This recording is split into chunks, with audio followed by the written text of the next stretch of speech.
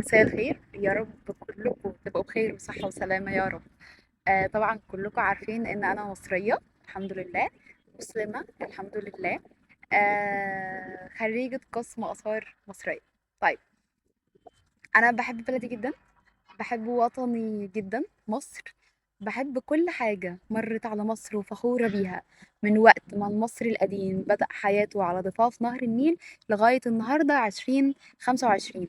بحب أحكي عن بلدي للعالم كله، وبحب أعبر عن رموز حضارتي.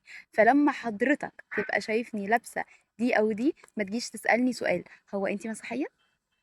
يعني انت عندك منطق وانت بتسأل السؤال ده. اكيد انت شايف دي، انت شفتني قبل كده طالعه بكلمك من غير طرحه؟ اكيد طبعا لا، علشان انا مسلمه ملتزمه بتعليم ديني، وربنا يقدرنا كلنا ان احنا نكون ملتزمين بافضل شكل ممكن. طيب، انا مصريه، فخوره بحضارتي، فخوره برموز حضارتي جدا جدا جدا. فده اسمه عنخ، وحضرتك عارف يعني حضرتك عارف ان ده اسمه عنخ. ما تجيش تقول لي بس الناس هتفكروا صليب. طب هما يفكروا، انا اعمل لهم ايه؟ يعني اللي عايز يا جماعه يستفسر عن حاجه يجي يسالني، بس حضرتك بقى تبقى عارف ان ده عنخ مش صليب، وعارف ان الناس حوالينا اغلبهم دلوقتي بقى عارف، لان اغلب الناس فعلا بقى عارف. نادر جدا لما تلاقي حد مش عارف.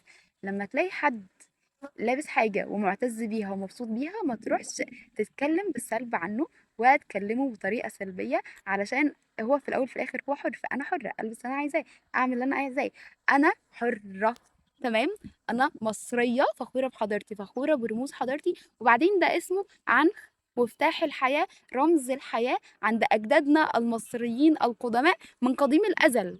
انت ممكن تفرق ما بينها وما بين الديانة المسيحية نزلت امتى؟ طيب، كده في فرق حضرتك أكيد ملاحظه، وهو ما بين ظهور العنخ أو رمز الحياة عند المصريين القدماء اللي هم أجدادي المصريين القدماء، ودخول سيدنا عيسى رضي الله عنه والسيدة مريم رضي الله عنها.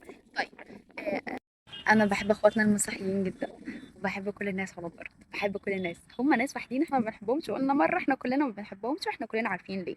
لكن انا بحب كل الناس على الارض، ما عنديش مشاكل مع اي حد، ومتصالحه مع كل حاجه. طيب، هتيجي تقول لي انت مسيحيه؟ انا الحمد لله مسلمه، ولكم دينكم ولي دين. فما تجيش حضرتك تعدل عليا ولا تكلمني في حاجه ما تخصكش. انا حره، انا يوم القيامه ربنا هيحاسبني لوحدي، هيحاسبك ويحاسبني. فما تجيش تقولي حرام وحلال علشان انت مش شيخ. تمام. طيب، انا بجد بجد والله العظيم انا معاك، انا متصالحه انك حر تقول رايك، بس لما رايك يتقال بادب على عيني وعلى راسي وهسمع منك حاضر. هحاول ماشي، او ممكن عادي يعني هقول لك ماشي خلاص، يعني هرضيك بجد، اوعدك ان انا هرضيك، مش هخرجك من القعده زعلان بجد يعني بجد هزعلك ليه؟ بس تيجي تقول لي حرام وحلال وتدخلي النار؟ انت مين عشان تقولي تدخلي النار؟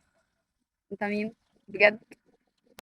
عايزك لو انت نزلت معانا مجمع الأديان السماوية في جولة، هاخدك ونروح نولع شمعة مع بعض في الكنيسة مع بعض. ايه رأيك تيجي معانا؟